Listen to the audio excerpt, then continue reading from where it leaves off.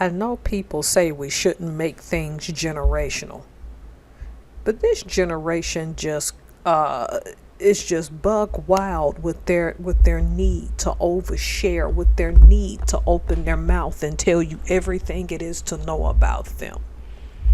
Don't get me wrong. Every generation has its gossips, its people who like to talk, its people who are always in some mess they didn't have no business. And in our families, there's always that aunt, that uncle, that cousin, maybe even your brother or sister, maybe even you and I at some point. I think oversharing is a common human trait. It's like sometimes we get so beside ourselves, we say a lot more than we need to say. And in time, it comes back to bite us because we don't realize that certain people are going to use what we said against us in due time. So what happens is I was watching this video today, or by the time y'all get this will be the next day. And person just decided she was going to draw out. It was on someone else's channel that was doing commentary, short commentary. She was going to draw out and explain her poly lifestyle.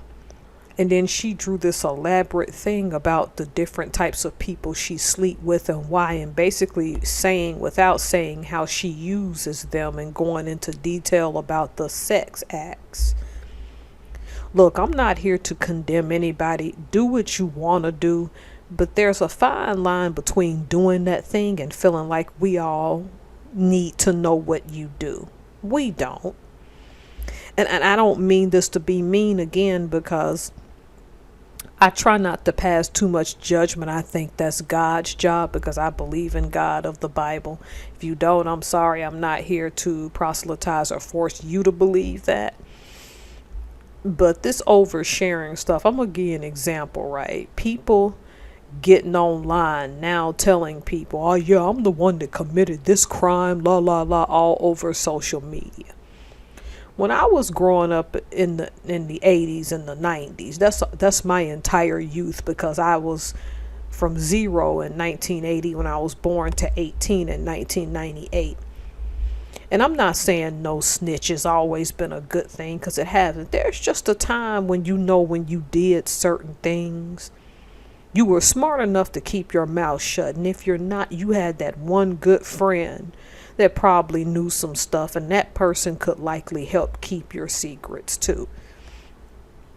It's like people stand in a conga line now to go tell on themselves, telling stuff that other people just don't need to know. And I can't be the only one that sees this. Why are y'all committing crimes and filming yourself doing it? That's what I'm tripping on. And everybody was like, well, that gives the police more fodder to go after them. Yeah. And that constitutes oversharing, because you so bad want clout that you have videotaped your stupid self doing it. And no one can't tell me that's not a stupid thing. The stupid self has decided that you want attention so much that you're going to do this thing. Why? What do you have to gain from it? I just don't get that at all. It's like y'all get some satisfaction out of getting online and telling everybody everything you've done, oversharing.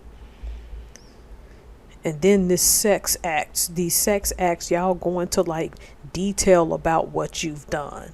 Or if you've helped somebody commit a crime, yeah, I helped do this and that because you want clout so bad.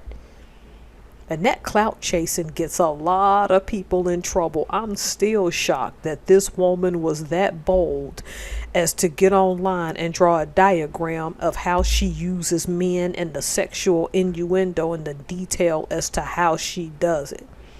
Because it was a short clip I saw on another person's channel. It takes a lot of energy to not only live that lifestyle, but to draw a diagram and put it online and show it to people and keep a straight face like you didn't do nothing.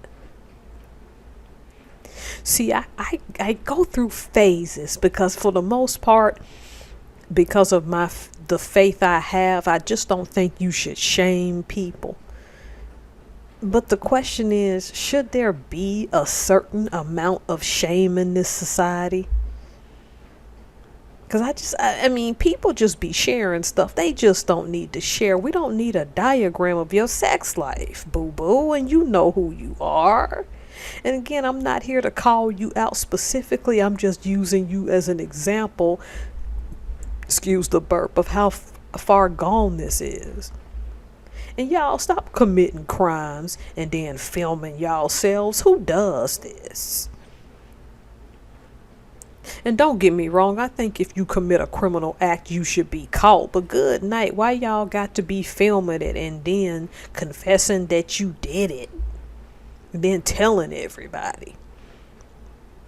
And then with this oversharing, when somebody's made you so mad, you got to give out their name and address and dox them and stuff.